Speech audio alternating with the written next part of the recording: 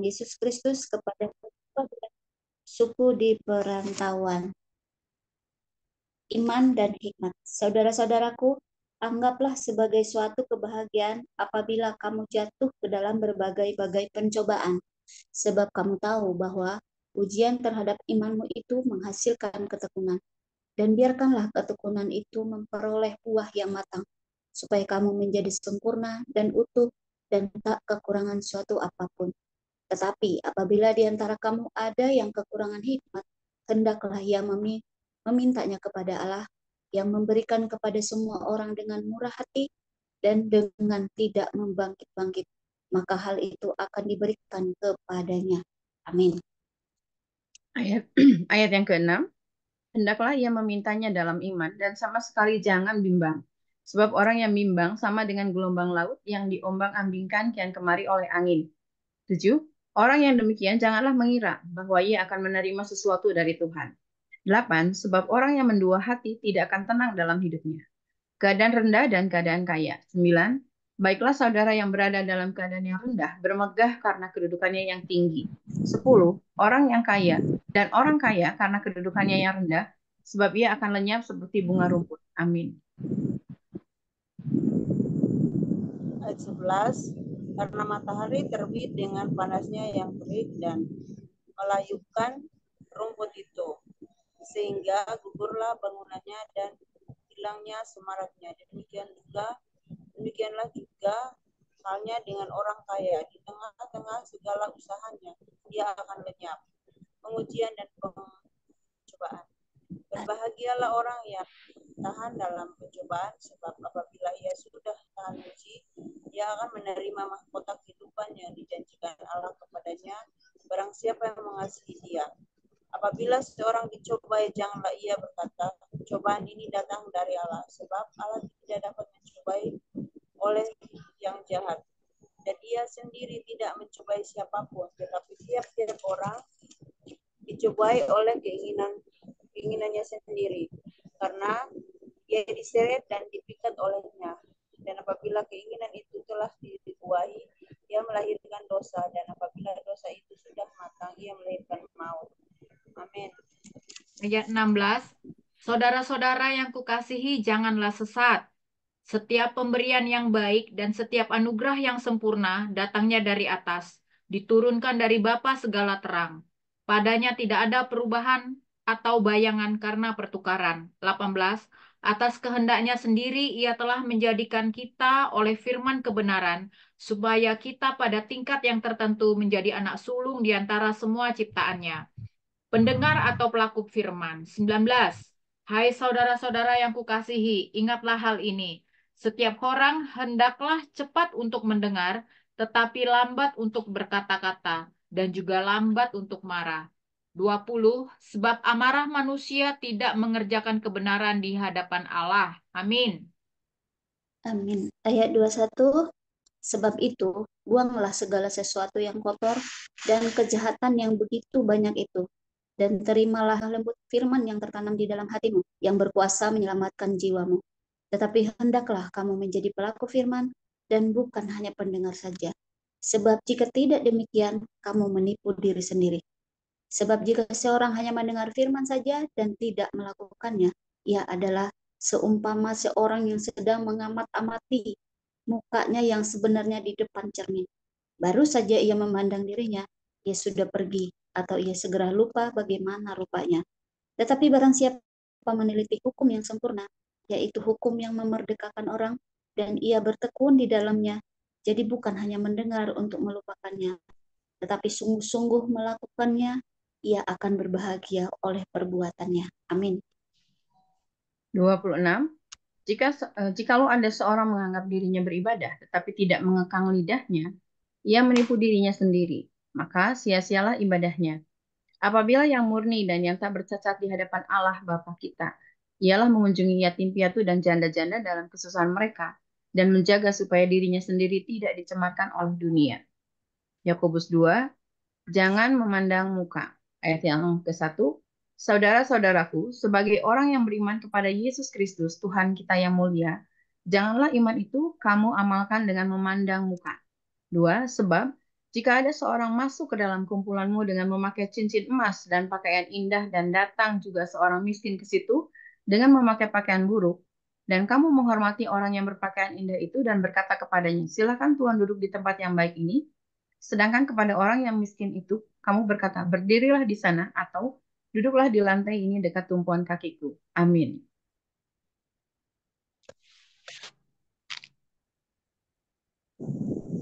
Ayat 4. Bukankah kamu telah membuat perbedaan di antara hatimu dan bertindak sebagai hakim dengan pikiran yang jahat? Dengarkanlah hai saudara-saudara yang kukasihi, bukankah Allah memilih orang-orang yang dianggap miskin oleh dunia ini untuk menjadi kaya dalam iman dan menjadi ahli waris kerajaan yang telah dijanjikannya kepada barang siapa yang mengasihi Dia. Tetapi kamu telah menghina orang-orang, bahkan justru orang-orang kaya yang menindas kamu dan yang menyeret kamu ke pengadilan. Bukankah mereka yang menghujat nama yang mulia, yang olehnya kamu menjadi milik Allah? Tetapi jikalau kamu menjalankan hukum utama yang tertulis dalam kitab suci, kasihilah sesamamu manusia seperti dirimu sendiri, kamu berbuat baik. Tetapi jikalau kamu memandang muka, kamu berbuat dosa dan oleh hukum itu menjadi nyata bahwa kamu melakukan pelanggarannya. Ayat 10. Sebab barang siapa menuruti seluruh hukum itu tetapi mengabaikan satu bagian daripadanya, ia bersalah terhadap seluruhnya. Amin. Ibu Lili ikut baca ya. Yakobus 2 ayat 11, Bu. Berapa ayat, Bu? 5 ayat. Jadi Yakobus 2 ayat 11 sampai 15. Oh ya, Bu. Makasih, Bu. Silakan. Yakobus 2 ayat 11. Sebab ia yang mengatakan, jangan berzina. Ia mengatakan juga, jangan membunuh. Jadi jika kamu tidak berzina tetapi membunuh, maka kamu menjadi pelanggar hukum juga. Ayat 12. Berkatalah dan berlakulah seperti orang yang akan dihakimi oleh hukum yang memerdekakan orang. 13. Sebab penghakiman yang tak berbelas kasihan akan berlaku atas orang yang tidak berbelas kasihan. Tetapi belas kasihan akan menang atas penghakiman. Iman tanpa perbuatan pada hakikatnya adalah mati. 14. Apakah gunanya saudara-saudaraku jika seorang mengatakan bahwa ia mempunyai iman, padahal ia tidak mempunyai perbuatan? Dapatkah iman itu menyelamatkan dia? 15. Jika seorang saudara atau saudari tidak mempunyai pakaian dan kekurangan makanan sehari-hari. Amin. Ayat 16 sampai 20. Dan seorang dari antara kamu berkata, selamat jalan, kenakanlah kain panas, dan makanlah sampai kenyang. Tetapi ia tidak memberikan kepadanya apa yang perlu bagi tubuhnya. Apakah gunanya itu? Demikian juga halnya dengan iman. Jika iman itu tidak disertai perbuatan, maka iman itu pada hakikatnya adalah mati. Tetapi mungkin ada orang berkata, padamu ada iman, dan padaku ada perbuatan. Aku akan menjawab dia, tunjukkanlah kepadaku imanmu itu tanpa perbuatan, dan aku akan menunjukkan kepadamu imanku dari perbuatan-perbuatanku. Engkau percaya bahwa hanya ada satu Allah saja, itu baik. Tetapi setan-setan pun juga percaya akan hal itu dan mereka gemetar. 20. Hai manusia yang bebal, maukah engkau mengakui sekarang bahwa iman tanpa perbuatan adalah iman yang kosong? Amin. Amin. Ibu Sandra mau baca nggak? Ibu Sandra nyimak tadi dia tulis di situ. Oh iya, saya nggak lihat. Oke, ayat 21. Bukankah Abraham Bapak kita dibenarkan karena perbuatan-perbuatannya ketika ia mempersembahkan Ishak anaknya di atas mezbah? Kamu lihat bahwa iman bekerja sama dengan perbuatan-perbuatan, dan oleh perbuatan-perbuatan itu iman menjadi sempurna. Dengan jalan demikian genaplah nas yang mengatakan, lalu percayalah Abraham kepada Allah, maka Allah memperhitungkan hal itu kepadanya sebagai kebenaran. Karena itu Abraham disebut sahabat Allah. Jadi kamu lihat bahwa manusia dibenarkan karena perbuatan-perbuatannya dan bukan hanya karena iman. Dan bukankah demikian juga Rahab pelacur itu dibenarkan karena perbuatan-perbuatannya ketika ia menyembunyikan orang-orang yang disuruh itu di dalam rumahnya, lalu menolong mereka lolos melalui jalan yang lain. Amin. Ayat yang ke-26. Sebab seperti tubuh tanpa roh adalah mati. Demikian jugalah iman tanpa perbuatan-perbuatan adalah mati. Yakobus 3, dosa karena lidah. 1. Saudara-saudaraku, janganlah banyak orang di antara kamu mau menjadi guru. Sebab kita tahu bahwa sebagai guru, kita akan dihakimi menurut ukuran yang lebih berat. Sebab kita semua bersalah dalam banyak hal. Barang siapa tidak bersalah dalam perkataannya, ia adalah orang sempurna yang dapat juga mengendalikan seluruh tubuhnya. Yang ketiga, kita mengenakan kekang pada mulut kuda, sehingga ia menuruti kehendak kita. Dengan jalan demikian, kita dapat juga mengendalikan seluruh tubuhnya. Ayat yang keempat, dan lihat saja kapal-kapal, walaupun amat besar dan digerakkan oleh angin keras, namun dapat dikendalikan oleh kemudi yang amat kecil menurut kehendak jurumudi. Amin. Ayat 5. Demikian juga lidah, walaupun suatu anggota kecil dari tubuh, namun dapat memegahkan perkataan-perkataan yang besar. Lihatlah, betapapun kecilnya api, ia dapat membakar hutan yang besar. Lidah pun adalah api. Ia merupakan suatu dunia kejahatan dan mengambil tempat di antara anggota-anggota tubuh kita sebagai sesuatu yang dapat menodai seluruh tubuh dan menyalakan roda kehidupan kita. Dan ia sendiri dinyalakan oleh api neraka. Semua jenis binatang liar, burung-burung, serta binatang-binatang yang menjalar dan binatang-binatang laut dijinakan dan telah dijinakan oleh sifat manusia, tetapi tidak seorang pun yang berkuasa menjinakan lidah. Ia adalah suatu yang buas, yang tak yang tak terkuasai dan penuh racun yang mematikan. Dengan lidah kita memuji Tuhan Bapa kita, dan dengan lidah kita mengutuk manusia yang diciptakan menurut rupa Allah. Amin. Bu Lili, ayat 10 sambung 5 ayat.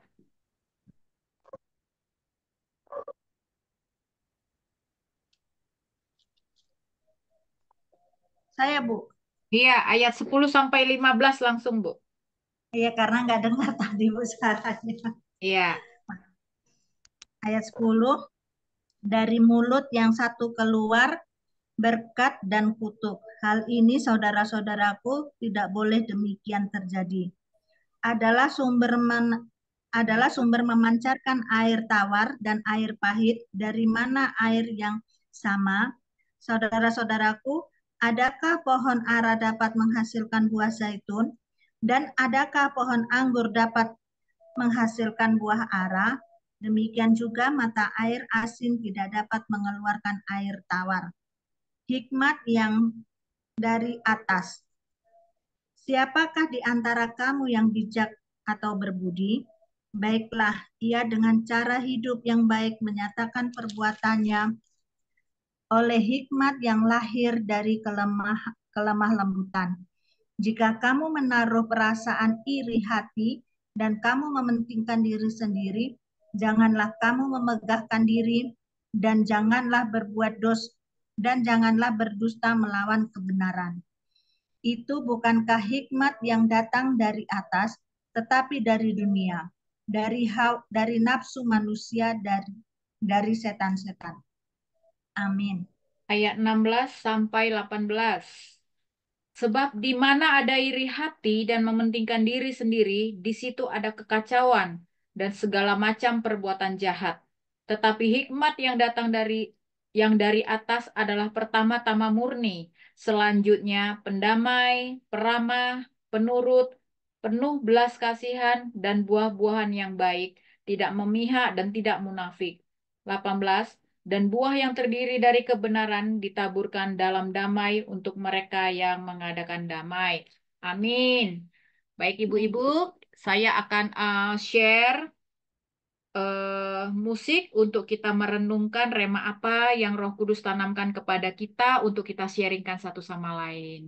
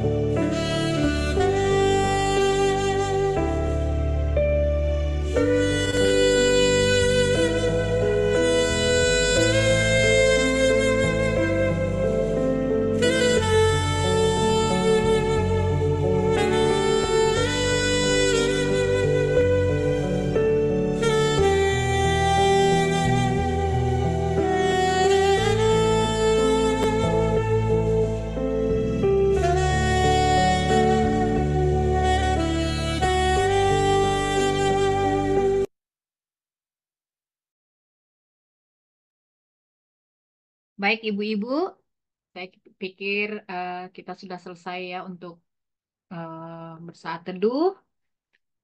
Ada ibu-ibu yang mau sharing rema terkait dengan Yakobus 1-3, dipersilakan. Ibu Dedek mau membuka?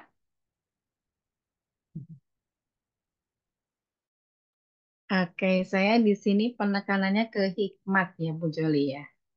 Saya tadi baca dimulai dari yang ayat Yakobus 1 sampai Yakobus 3, ternyata kita tuh mengenal ada dua hikmat. Ya, kalau di sini disebutkan di yang ayat yang sorry, di pasal yang ketiga, saya sebentar baca dulu ya. Di pasal yang ketiga ini kan ada hikmat yang tidak rohani. Mungkin kita sebenarnya kenal ya, tahu ya. Ada hikmat yang tidak rohani. Di sini saya baru dibukakan barusan ya. Ternyata dunia juga memberikan hikmat yang sepertinya seolah-olah itu berasal dari Tuhan, tapi sebenarnya bukan. Jadi di sini disebutkan, siapakah di antara kamu yang bijak dan berbudi? Baiklah Maaf ia Bu, dengan pasal cara berapa hidup. tadi Bu? Maaf Bu, Pasal Yakobus 3 ayat 13, Bu. 3 ayat 13. Oke. Ya, siapakah di antara kamu yang bijak dan berbudi? Baiklah ia dengan cara hidup yang baik menyatakan perbuatannya oleh hikmat yang lahir dari kelemah lembutan. Sementara ada juga hikmat yang berasal dari dunia. Justru di sini dikatakan hikmat itu mendatangkan kekacauan. Ya, tapi disebutkan lagi di penghujungnya di ayat yang ke-18, hikmat yang berasal dari Allah itu yang ke-17 dulu, murni, selanjutnya pendamai, peramah, penurut, penuh belas kasihan dan buah-buahnya itu baik. Jadi di sini ada yang poin penting yang saya tekankan untuk diri saya sendiri secara pribadi. Hikmat yang berasal dari Allah itu murni, pendamai berarti membawa damai dan memiliki damai sejahtera. Peramah, penurut berarti artinya kita kalau penurut kan berarti orangnya penuh dengan ketulusan ya. Terus penuh belas kasihan dan buah-buahnya juga adalah baik. Nah, ini dilanjutkan dengan yang di Yakobus 1 ayat yang kelima. Tetapi apabila di antara kamu ada yang kekurangan hikmat, nah, hendaklah ia memintakannya kepada Allah yang memberikan kepada semua orang dengan murah hati dan dengan tidak membangkit-bangkit. Luar biasa ya. Saya punya Tuhan Allah yang luar biasa. Kalau saya sendiri, saya pribadi, saya kurang hikmat. Kadang-kadang kita butuh hikmat. Saya sebagai seorang guru, butuh banget hikmat untuk gimana caranya menghandle ya kepala orang-orang, anak-anak kecil yang notabene kan saya ngajar kelas 6 nih. Mereka itu luar biasa. Mereka kadang-kadang mencobai, apalagi kalau ada guru baru tuh saking mereka merasa luar biasanya, mereka mencobai gitu. Apakah guru ini mampu ditaklukkan? Bukan gurunya yang menaklukkan, tapi anak-anak yang bisa menaklukkan guru. Nah, kadang-kadang saya dapat laporan-laporan yang negatif nih tentang anak-anak. Gimana saya tidak terbawa emosional dengan mereka-mereka? Saya butuh hikmat. Kadang-kadang saya minta Tuhan berikan kepada saya hikmat untuk saya bisa menghandle mereka. Karena yang generasi milenial ini, anak-anak ini yang kalau bisa dikasih tahu tuh mereka nggak langsung kalau zaman dulu itu kan oke, yes gitu kan. Kalau sekarang tuh kenapa bisa begini, kenapa bisa begitu, kenapa harus begini, kenapa harus begitu. Protesnya banyak gitu kan. Jadi mereka tuh harus by data dan by logikanya tuh masuk gitu kan. Nah, saya butuh hikmat itu untuk akhirnya bisa melakukan segala sesuatu. Karena kalau kita nggak pakai hikmat ya, yang ada di sini kita kesel, dongkol dan sebagainya. Ya, makanya di sini saya bilang, aduh Tuhan terima kasih. Ternyata hikmat yang dari Allah itu pertama-tama murni. Kita memandang setiap anak itu sama seperti halnya ketika Tuhan memandang setiap mereka. Awalnya mungkin ada kesan sebel, nyebelin, pengen marah gitu. Apalagi kalau udah dengan berbagai macam tubuh pekerjaan, lihat anak-anak yang, aduh kok kalian tuh nggak beres-beres gitu kan ya. Terus udah gitu nilainya begini gitu. Tapi ternyata di sini disebutkan hikmat yang dari Allah itu pertama-tama murid, selanjutnya pendamai. Itu menekan supaya kita nggak marah itu butuh effort yang luar biasa. Satu hari ketemu anak itu dari jam 7 sampai jam kurang lebih jam 1:10 ya. Ada kadang-kadang setengah 2, kadang-kadang jam 2 itu anak-anak masih ada di situ. Itu harus menekan gimana caranya supaya saya benar-benar memiliki hikmat dari Allah sehingga saya bisa menyampaikan itu sebagai seorang yang pendamai, peramah, ya nggak ini sih sebenarnya nggak mudah ya untuk melakukan hal seperti itu. Kalau kondisi kita lagi jengkel, kita gimana harus ramah, Udah gitu kalau nanti misalnya ada curhatan dari orang tua murid, kita harus full smile gitu ya. Gimana caranya full smile? Kondisi hati lagi dongkol. Makanya kita butuh sekali hikmat yang dari Allah. Ini saya luar biasa banget. Saya dibukakan banget mengenai ini. Kemudian di sini dikatakan, siapakah di antara kamu yang bijak dan berbudi? Oh my God. Bijak, berbudi. Itu kata-kata yang bagi saya luar biasa. Baiklah dengan cara hidup yang baik, menyatakan perbuatannya oleh hikmat yang lahir dari kelemah lembutan. Allah kita itu luar biasa lembut ya. Yesus udah dibegitukan di gimana-gimana dengan berbagai macam cara. Dia tetap masih bilang, ampunilah mereka. Sebab mereka tidak tahu apa yang mereka perbuat. Berarti itu kan hati yang lembut. Ya, saya kadang-kadang berdoa, saya memiliki hati yang seperti itu. Meskipun ya masih terus belajar, masih terus berproses ya. Itu saja mungkin Bu Joli dari saya. Iya, Terima terima kasih. kasih ya Bu Dede ya. Sebenarnya juga apa itu menguatkan untuk kita ya. Sebenarnya memang dunia sekolah sekarang begitu ya Bu ya, menjadi guru itu tantangannya itu nggak seperti dulu ya. Anak-anak Betul. sekarang lebih anak-anak milenial sekarang tuh lebih kritis seperti itu, bahkan lebih berani sama guru ya. Jadi memang kalau kita tidak punya hikmat yang ada kita marah-marah terus pasti menjadi guru ini. Sama Betul. sebenarnya. Nah, menjadi orang tua juga begitu ya. Orang tua yang punya anak-anak usia tanggung milenial pun memang harus berhikmat ya. Jadi nggak bisa lagi kita membandingkan seperti ketika kita menjadi anak dulu gitu. Tetap memang harus bisa menyesuaikan dan tentunya itu tadi kita tetap memerlukan hikmat dari Tuhan supaya apa? Supaya kita juga tidak terbawa emosi. Jadi tadi kan dibilang kan hikmat dari Allah dan hikmat yang bukan dari Allah yaitu dari dunia. Nah, kita selalu memang harus bersandar kepada Tuhan supaya hikmat dari Allah lah yang apa namanya? Yang menguasai kita sehingga itu tadi kedamaian itu terus ada di dalam diri kita. Seperti itu. Terima kasih Bu Dede ya untuk remaknya di Yakobus 3 ayat 17 dan 18 tadi. Jadi hikmat yang murni, pendamai, peramah, penurut, berbelas kasih, tidak munafik, tidak memihak, seperti itu ya. Intinya akan mengadakan perdamaian ini luar biasa ini. Makasih banget ya Bu Dede. Akan Sama-sama kita Bu. ingat ini untuk hikmatnya luar biasa. Baik, ibu-ibu yang lain. Dewi mungkin silakan. Iya, oke, terima kasih Kak Joli. Aku sih dapat eh, bersambung nih dari Mesbah 2 tadi pagi, membaca dari Yakobus 2 nih, ayat 21 mengenai perbuatan eh, iman dari Abraham. Kita kebayang dong, Abraham sudah menunggu anaknya 25 tahun, tapi Tuhan minta dipersembahkan. Dan dia nurut aja, dibawa kayu bakar, dibawa pisau, diajak anaknya. Anaknya bertanya juga tidak banyak ngomong apa-apa. Jadi termasuklah di sini menjaga lidah juga kan itu ya. Dia tidak, kalau kalau kita mungkin seperti itu disuruh coba ini, suruh ngelakuin sesuatu, kita pasti udah ngoceh duluan ya lidahnya ya. Pasti ada alasan lah apapun itu. Mesti deh, pasti ada kita sanggah dulu atau iya tunggu bentar kayak gitu. Bentar deh. Tapi kenapa mesti begitu? Apalah segala macam. Tapi di sini iman perbuatan daripada Abraham itu dari, makanya tadi pas baca itu muncul lagi itu, saya ingat tadi pagi juga oleh itu Pak Pendeta bilang kalau kita punya iman seperti Abraham sedikit aja dari dia tuh udah kayaknya luar biasa, apalagi di zaman sekarang ya. Kita kebayang tuh Tuhan bilang bahwa anakmu persembahkan, dibawa jalan itu ke gunung, anaknya nanya juga nggak, tenang aja menjawabnya. Kalau kita seperti itu udah nggak tahu deh kayak apa, udah pasti ntar dulu kenapa harus udah dikasih kok malah disuruh lagi dipersembahkan. Nah, tapi iman Abraham di sini dibarengi dengan perbuatan, tidak menggunakan lidah untuk menolak, untuk eh, mengelak atau apapun. Ini iman yang sangat luar biasa, saya pikir.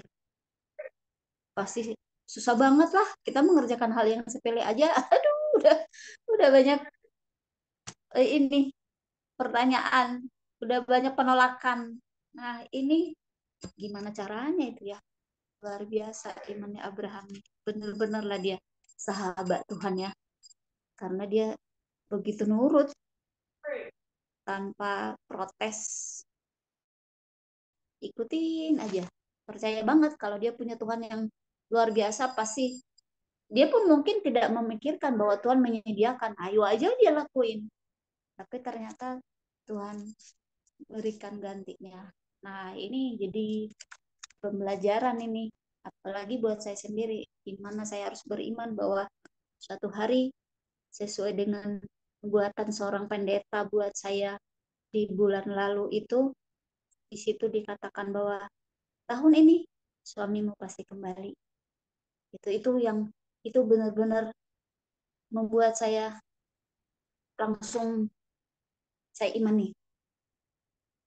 Meskipun kadang kepikiran, oh enggak saya. Jadi untuk belakangan ini saya berdoa untuk diriku sendiri, untuk membuat, untuk minta kepada Tuhan supaya itu dibenahi untuk bisa menerima. Itu sekarang doaku.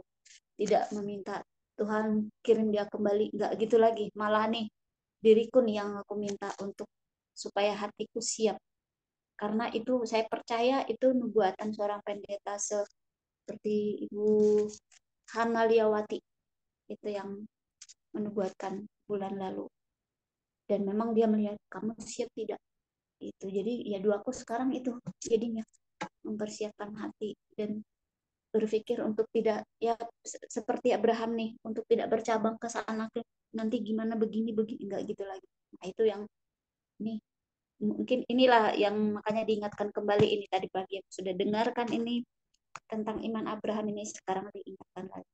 Berarti ini buat saya benar-benar eh, teguran untuk diingatkan semuanya lah mungkin ya lengkap begitu. Karena Iya. sudah begitu banyak Hmm. berkat Tuhan yang saya udah terima banyak sekali. Nah, jadi di sini sekarang saatnya saya harus membenahi hati untuk menerima sesuatu yang Iya, terima kasih ya Bu Dewi ya. Jadi kita 0%, Tuhan tetap 100% ya. Seperti itu betul. ya. Kalau Abraham Iya. saja bisa, masa kita enggak ya kan? Jadi itu tadi ya, iman tanpa perbuatan adalah mati. Kita mengaku kita punya iman, tapi giliran Tuhan bilang Nah, persembahkan itu, aduh, aduh, apalagi anak gitu ya. iya, Memang itu ah, dia. seperti itu ya. Jadi eh, kita sendiri nggak tahu, saya sendiri, bahkan saya, ibu-ibu sendiri sini, apakah kita bisa seperti Abraham? Kita sendiri tidak tahu ya, karena tidak bisa dijawab ya, karena ini Iya, Abraham ini betul. anak gitu, dia berani sekali gitu kan, untuk Tuhan saja dia mau mempersembahkan anaknya kan seperti itu. Iya. Jadi dia benar-benar seorang yang sangat taat kepada Tuhan seperti itu ya. Jadi ketaatannya ketika diuji, ternyata begini, penurut, benar-benar dia seorang yang penurut dan Tuhan akhirnya apa? Membenarkan apa ini katanya ini ya? Dikatakan lalu percayalah Abraham kepada Allah, maka Allah memperhitungkan hal itu kepadanya sebagai sebuah kebenaran. Karena itu Iya, Abraham disebut sahabat sahabat. sahabatnya Aduh, Allah seperti itu iya ya. luar biasa kan? Eh, kita benar-benar belajar sama dia. Jadi mungkin kalau ini adalah anak, mungkin kita dalam bentuk yang lain ya, mungkin persembahan, mungkin materi Iya, lah, persembahan kepada Tuhan. Kita itu perhitungan nggak sama Tuhan seperti itu ya. Ketika kita memang harus mengasihi orang, punya nggak kita berbelas kasih, atau jangan-jangan itu tadi hanya di mulut doang. Aku mengasihi ah, Engkau itu dia. Tuhan gitu, tapi ngelihat orang miskin, nah udah ngapa kita cuek bebek aja buka kuda ngelihat ke depan. Ya Oh, itu, beberapa kali. ya itu kita juga harus harus harus itu tadi pakai hikmat juga. Jadi itu semua memang menjadi satu kesatuan ya. Jadi hikmat, Iya, iman tanpa perbuatan adalah pada hakikatnya lah mati. Lalu kemudian tadi itu apa tadi ya, apa mengenai apa pelaku pendengar atau pelaku firman juga ya, jangan dengerin tok tapi haleluya di gereja kita cuma dengerin khotbah tapi setelah itu lalu bersama angin ya tidak dihidupi. Nah, saya berbagi rema dari saya sebenarnya hal yang kita semua sudah tahu yaitu mengenai dosa karena lidah ya. Saya mau ngambil di pasal 3 ayat Sebenarnya semua itu sih jadi rema, berkaitan. tetapi yang paling mengerikan itu untuk saya adalah yang 8. Tetapi tidak seorang pun yang berkuasa menjinakkan lidah. Ia adalah sesuatu yang buas, yang tak terkuasai dan Hmm. racun yang Nah, mematikan. iya, Seperti itu. itu Jadi pun aku ibu-ibu, tandain. lidah itu memang kecil. Dengan lidah kita memuji Tuhan, tetapi ternyata dengan lidah kita juga mengutuk. Ya, jadi saya mau bersaksi sedikit. Jadi adik saya itu kan tadi saya bertemu sama adik saya ya. Jadi eh, saya tuh kan berkeluarga tuh punya kakak beradik itu 6 ya. Jadi adik saya yang ketiga dan keempat ini agak sedikit konflik. Nah kalau adik saya yang keempat ini kalau marah dia lupa mengontrol kata-katanya dan itu memang mengerikan.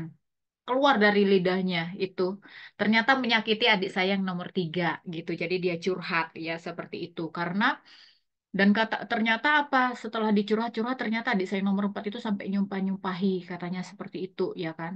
Nyumpah-nyumpahi adik saya. Jadi saya melihat ternyata ngeri sekali ya lidah ini ya. Seperti itu. Dengan lidah ternyata apa hubungan persaudaraan kita aja bisa putus. Jadi tadi adik saya bilang aku hanya hal-hal yang perlu aja sekarang bicara sama dia. Karena terlalu menyakitkan katanya. Seperti itu adik saya bilang. Terlalu menyakitkan. Kalau aku baca mungkin hubungan persaudaraan kami bisa hancur katanya. Saya penengah ya dalam hal ini ya konflik adik saya itu seperti itu ngeri banget kata-katanya katanya kayak gitu. Untung semua aku langsung hapus Jol WhatsApp-nya itu termasuk voice call-nya itu aku hapus semua katanya kayak gitu. Makanya waktu aku pulang itu dari aku pulang aku bisa hatiku tuh agak sedikit netral karena apa? Aku nggak membaca dan mendengar semua apa yang dia katakan. Karena begitu satu kata yang keluar itu menyakitkan, katanya seperti itu. Jadi dengan lidah, hubungan persaudaraan itu ternyata bisa hancur. Kita yang buat. Karena apa nggak bisa ngontrol lidah. Dengan lidah, seorang suami dan seorang istri itu bertengkar hebat bahkan bisa berujung pada perceraian. Lidah. Lidah itu kecil, tapi ternyata itu tadi buas. Sangat buas dia. Dengan lidah juga hubungan pertemanan seorang sahabat ya yang sahabat lama gitu itu bisa putus. Saya mengalami itu juga dulu ya waktu kuliah. Terlalu dekat nggak tau-taunya itu tadi hanya dengan lidah ternyata tersinggung. Ya kan tersinggung, pecah, jatuh, akhirnya selama beberapa tahun nggak temenan, temenan lagi tapi sudah kaku. Seperti itu. Toh sama juga, walaupun kita sudah di dalam Tuhan kadang-kadang ngontrol lidah ini kan susah banget ya. Apalagi kalau sudah kebawa emosi. Makanya saya tuh selalu kalau berdoa itu pagi-pagi bilang begini, Tuhan urapi lidahku. Seperti itu. Saya takut banget ngomong kata-kata kenapa? Karena kata-kata kalau kadang-kadang sudah nggak sadar, nyinggung perasaan orang tanpa sadar. Apalagi kalau kesel ya. Misalnya marah ke sama anak, ke suami, ke teman-teman itu suka nggak sadar gitu. Ternyata apa itu melukai perasaan orang lain. Nah, ketika kita menyadari, tapi orang lain itu kan sudah terlanjur dengar. Kita sudah nyesel duluan nih ceritanya ya. Aduh, aku nyesel banget. Kenapa sih aku ngomong gitu ya Tuhan, ampuni aku. Sudah minta maaf sama Tuhan. Tapi yang di sana udah terlanjur sakit hatinya. Udah terlanjur keluar. Nggak mungkin dong ditarik lagi gitu ya. Udah terlanjur didengar gitu. Saya selalu tiap pagi tuh ibu-ibu bilang, Tuhan, urapi lidahku. Jangan sampai kata-kata yang keluar dari lidahku ini menyakiti perasaan orang, menyakiti perasaan orang lain, menjatuhkan orang lain itu. Terus doa saya karena saya takut banget seperti itu ya. Karena itu terjadi juga udah di adik saya. Ibu saya juga begitu. Ya, dulu saya malah pernah dulu ya waktu saya belum mengalami Tuhan ya. Saya dengan ibu saya juga gitu. Ibu saya itu kalau ngomong nggak pakai rem. Kalau nyakitin, sakitnya itu sampai ke ulu hati itu ngomongin saya, mempermalukan saya itu di depan keluarga lain. Sakit sekali saya sampai akhirnya di saya memutus apa ya unblock mengeblok ibu saya di apa di Facebook. Saya nggak mau gitu kan. Saya tuh terlanjur terluka jadi saya blok ibu saya di Facebook, saya blok juga di WhatsApp. Saya nggak mau dengar gitu karena terlalu menyakitkan dan memalukan gitu kan. Karena menganggap apa ya menjatuhkan harga diri saya gitu dengan kata-katanya kan seperti itu. Tetapi ketika saya mengalami Tuhan, itu saya berusaha memaafkan ibu saya gitu. Saya nggak perlu ngasih tahu, Mak, kenapa sih dulu ngomong kayak gini? Sadar nggak sih? Bisa nggak sih memahami perasaan anak gitu? Saya nggak mau. Saya hanya bilang, Tuhan, saya mengampuni orang tua saya. Kalau memang saya salah sama dia, saya minta maaf. Seperti itu. Waktu itu saya nggak mau pulang ke Medan. Saya males pulang ke rumah karena saya nanti ketemu ibu saya selalu sakit hati. Saya pikir gitu kan.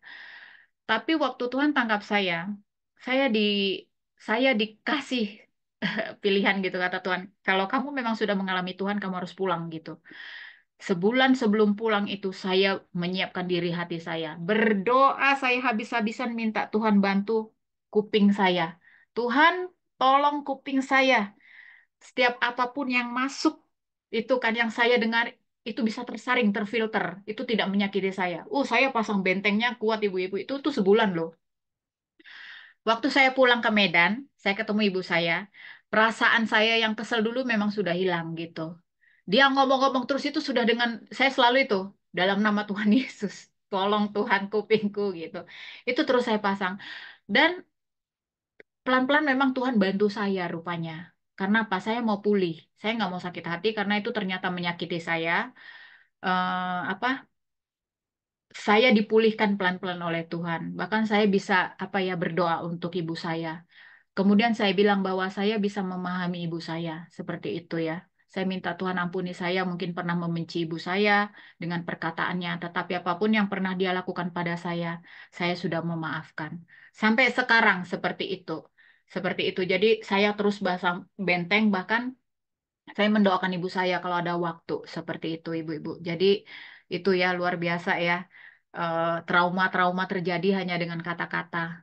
Jadi apa ini tadi lidah ini luar biasa. Dia kecil tapi ternyata bisa membakar hutan seperti itu ya. Itu yang saya dapat. Saya pun belajar karena saya menyadari saya juga manusia biasa gitu ya. Eh, Berharap saya bisa mengontrol setiap kata-kata yang keluar dari mulut saya, terutama kata-kata terhadap orang yang terdekat, yaitu suami saya dan anak-anak saya, terutama keluarga inti. Itu benar-benar harus saya jaga karena saya tidak mau anak saya terluka seperti bagaimana saya terluka dulu dengan orang tua saya. Itu ibu-ibu, terima kasih. Ya, Bu Sandra atau Bu Lili mungkin mau sharing? Oke, ada mau tambahan nggak dari Bu Dewi atau Bu Dede? Setuju yang Bu Joli bagi ini. Lidah itu memang kecil. Kan ada lidah tak bertulang. Karena tidak ada tulangnya, jadi langsung kalau ngomong itu tanpa menghiraukan banyak hal. Iya, benar. Saya yang mengerikan itu dulu waktu sama ibu saya itu. Aduh, sakit banget itu kalau diingat-ingat itu. Sampai bener-bener loh, saya blok sampai berapa bulan saya nggak mau ngomong. Saya nggak mau ngomong karena saya terluka, dipermalukan di depan keluarga. Itu menyakitkan. Kata-katanya tuh, oh dasar ya, Joli itu bodoh. Kayak gitu-gitu loh. Dasar ya, Joli itu bodoh, nggak ada otak. Jadi bahasanya itu tuh sakit banget gitu kan. Ya Tuhan, kok begini sih gitu, kok kata-kata seorang ibu gitu kan ya. Kok kata-katanya tuh kayak so ya pokoknya gitulah nggak memperhatikan perasaan anak gitu kan. Dan saya kan punya suami, saya sudah punya anak gitu loh. Saya tuh bukan anak kecil lagi kan gitu ya. Semua orang kan diem kan setelah itu. Woi, sakit banget saya blok semuanya. Nggak mau saya berhubungan lagi. Saya pikir kayak gitu. Blok di Facebook, blok di WhatsApp. Jangan sampai dah saya ketemu itu. Pulang pun saya nggak mau gitu kan. Terlalu sakit. Tapi ya itu tadi, Tuhan bantu saya sih memulihkan hati ya. Jadi hati yang dipulihkan lah seperti itu kepada orang tua. Saya kira banyak sih sebenarnya orang-orang yang mengalami seperti saya karena beberapa waktu lalu tuh saya juga pernah sharing, ternyata banyak juga ya apa perempuan-perempuan atau ibu-ibu yang mengalami kepahitan karena ucapan-ucapan ibunya yang terlalu kasar gitu loh. Tapi ya saya syukur saya sudah dipulihkan Tuhan dan saya tidak dendam gitu. Saya malah mengasihi dan mendoakan ibu saya. Semoga Tuhan memberikan kelembutan hati dan kata-katanya itu yang kasar itu bisa bisa apa ya? Bisa Tuhan perbaikilah gitu menjadi kata-kata yang lembut, lemah lembut kepada anak-anaknya supaya anak-anaknya itu tidak terluka. Seperti itu. Bu Lili, mungkin ada yang mau disampaikan, Rema,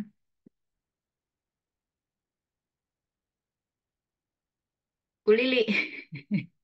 Bu Lili, kedengeran nggak suara saya? Bu Lili unmute. Kadang-kadang putus, Bu. Oh, Ya. Ibu ada mau ngomong sesuatu, mau menyampaikan sesuatu? Ya, ini semuanya ini mengena saya semua. Baik iman, lidah.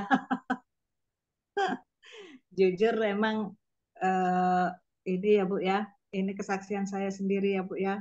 Emang lidah kan tak bertulang kata Bu Dede itu tadi. Emang betul. Saya dulu suka apa Bu kalau ngomong itu apa lantam. Tahu kan Bu lantam itu kan apa namanya? Suka memaki, suka apa ya?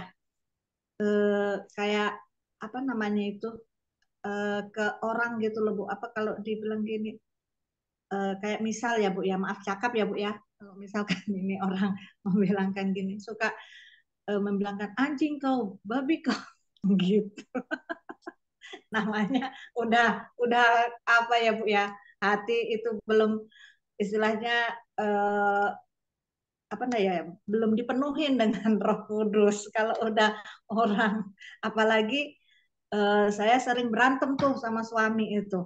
Nah, saya kan orang Jawa, suami kan orang Batak, apalagi orang Batak itu kan keras. Nah, udah tahu lah kan, gitu. Kalau udah suami berantem sama saya itu Bu, wih, semua kebun binatang keluar, terus semua apa eh, apa yang eh, ini pokoknya keluar semualah, maki-makian itu keluarlah. Yang kata apa kalau orang Batak membilangkan apa ya lupa aku, yang bidong lah, yang apalah gitu. Saya pun kalau kayak gitu-gitu kan kurang paham saya gitu. Jadi dari situ eh, saya bisa ini kan lah Bu. Jadi dari situ kan tadi dibilang di Yakobus 2 itu iman tanpa apa iman tanpa perbuatan adalah mati. Nah, dari situ saya baru sadar, saya baru ini kan mengenal Tuhan Yesus, terus saya ini Bu, saya tapi jangan diimani ya Bu ya, kalau sudah kayak gitu istilahnya itu jangan diimani, tapi kalau kita imani itu pasti terjadi kan gitu. Jadi saya nggak mengimani itu, tapi saya percaya sama Tuhan Yesus. Saya nggak berdoa gitu. Tapi puji Tuhan, saya sekarang ini dari yang dulu nggak mengenal sekarang mengenal udah berapa ya kalau aku bilang udah 90% deh udah ikut Tuhan Yesus. Gitu. Jadi sekarang Tuhan. Mm-mm. jadi sekarang saya Bu eh, kalau eh, kalau berumah tangga ini kan pasti ada berantemnya sih Bu kan gitu. Tapi udah mulai apa ya Bu apa namanya enggak lagi kayak dulu gontok-gontokan gitulah, istilahnya pengen memenangkan sendiri gitu loh, istilahnya egonya masing-masing itu masih dibawa gitu. Nah dari situ eh, semenjak saya mengenal Tuhan Yesus, saya baca, saya kan udah pernah Bu ini baca firman Tuhan sampai habis. Yang pertama emang belum mengerti lah, saya baca aja gitu kan. Nah, terus setelah saya mengerti, saya ngikutin apa ke komunitas-komunitas yang lain itu, dari situ Bu saya ini terus saya dengarkan khotbah-khotbah tentang kehidupan sehari-hari, tentang apa yang ini kan pokoknya khotbah baik Pak Pilih, baik Pak Billy, baik siapapun saya ikutin. Dari di situ saya bisa apa namanya menerapkan di kehidupan saya pribadi sama keluarga saya. Terus saya kadang kalau pas lagi nggak enakan gitu sama suami, bilang juga sama suami, udahlah Pak, kita orang anak-anak Tuhan, ngapain sih Papa membilangkan ini, kalau kita berantem gak usahlah bilang anjing kau, babi kau. Berarti kalau aku anjing, berarti papa anjing. Aku bilang gitu. Kalau kita babi, mama babi, papa babi, dan anak-anak kita babi. Aku bilang gitu, Bu. Tapi puji Tuhan terus sekarang, sampai sekarang puji Tuhan bapaknya hanya diem aja. Kalau berantem itu sekarang diem aja. Udah nggak bilangkan lagi, babi kau ini kan gitu-gitu. Enggak lagi. Puji Tuhan. Tuhan itu apa ya, baiklah bagi saya. Dan itu pun saya juga ini juga bahwa dengan perbuatan kita, ya kan, dengan perbuatan kita diem, dengan perbuatan kita istilahnya, saya sekarang udah melakukan apa, tiap pagi itu ngikutin Zoom, ya kan Bu, habis itu baca firman Tuhan, dari di situ apa ini diikutin. Nah, diikutin suami. Tapi saya pengennya sih Bu, pengen bikin mesbah pagi atau mesbah sore, kumpul. Tapi ini masih belum Bu, masih saya sama suami di Medan, di Siantar, anak-anak di Jawa gitu. Jadi masih pisah gitu. Jadi puji Tuhan apa sekarang ini pokoknya udah 90% lah berubah dari diri saya. Jadi saya sekarang mau berantem, mau anak-anak apapun, saya diam, doa, apa kata Tuhan, minta petunjuk sama Tuhan, ya saya imani, saya percaya Tuhan, Engkau pasti saya percaya Tuhan, Engkau menyertai aku, menyertai anak-anakku, menyertai suamiku gitu. Jadi puji Tuhan sekarang ini, dan kemarin juga Bu, waktu saya minta doa untuk suami kan ibu-ibu sudah banyak yang menunggu nih, karena Bapak juga pun dinas, ini pun juga sampai sekarang kan belum pulang Bu. Itu puji Tuhan sama Bu Ceti, ya istilahnya tahulah kan suami saya di atas apa namanya masih di bawahnya Bu Ceti. Jadi Bu Ceti itu paling atas lah kan gitu. Jadi dia sama-sama aparat jadi tahu gitu. Jadi puji Tuhan kemarin itu waktu di waktu didoain pas pula itu satu mes itu sama anggota, dan anggota pun juga bertanya siapa itu dan kok enak kali dan gitu. Nah itu tanya berarti terus Bu, terus tadi siang pulang Bu, tadi siang pulang itu hanya mengantarkan baju kotor. Mengantarkan baju kotor, terus dibilang gini, ada anggota membilangkan gini, Bu, kemarin itu ibu siapa sih? Pampres itu udah kapten lagi kan gitu. Oh, itu ibu rohani saya, aku bilang gitu. Kenapa no? Ibu, Bapak semenjak didoakan itu Bu, saya ini Bu, karena kata-kata ibu itulah bisa ini Bu nanti apa ya, minta katanya sharing atau apa, ya tunggu dulu lah, itu apa komandannya, nah namanya kita komandan, istilahnya kita harus tunduk gitu, bukan berarti kita apa ya Bu menyalahgunakan gitu. Nah gitu sebenarnya Iya. sih pengen itu juga sih Bu untuk bapak-bapaknya ini, saya salut sekali semalam itu Bu, bener. Makanya Bu Dede Semanta, karena Bu Seti semalam udah mengundang tas siapa, saya kan karena nggak ada namanya itu Bu, jadi saya juga nggak ini gitu. Tapi nggak apa-apa Bu, yang penting sudah didoakan oleh Bu Ceti ya.